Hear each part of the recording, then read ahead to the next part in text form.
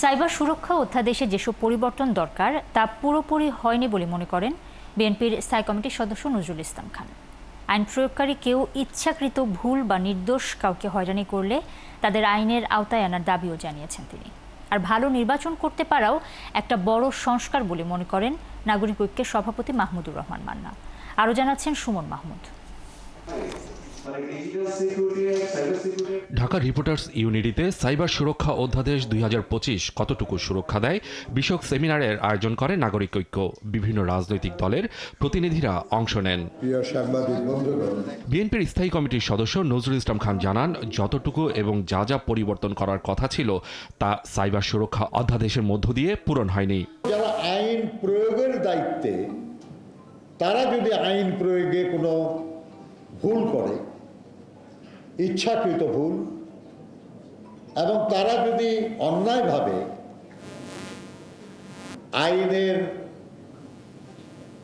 ব্যত্যয় ঘটিয়ে জনগণের উপর নিপীড়ন চালায়, তারা যদি তাদের দায়িত্ব পালনে অবহেলা করে কিংবা অপরাধমূলক কোনো কাজে যুক্ত হয়, তাহলে তাদের জন্য শাস্তি হয়, সেই বিধানও যেন প্রত্যেক আইনে থাকে, এরকম একটা দাবিও আমাদের থাকা দরকার। দেশের নতুন নতুন যে সমস্যা তৈরি হচ্ছে তার কোনোটাই মোকাবেলা করতে পারছে না সরকার। এক বছরেও করতে পারেনি কোনো সংস্কার। নাগরিক ঐক্যের সভাপতি মাহমুদুর রহমান মান্না বলেন, 10 মাসে পুলিশেরও কোনো সংস্কার তারা করতে পারেনি। যেহেতু তারা পারছে না, এক বছরে পারেনি, আবার কেউ যদি বড় দল বা মাঝারি দল একটা আপত্তি করলে সেটার মধ্যে যেতে পারবেন না, তাহলে সবচাইতে বড় সংস্কার হওয়ার বিষয় ছিল ভালো একটা নির্বাচন দিয়ে যাবে। পুলিশের একটা আইজি বদলে দিলেন, তাতেই সব কিছু হয়ে যাবে।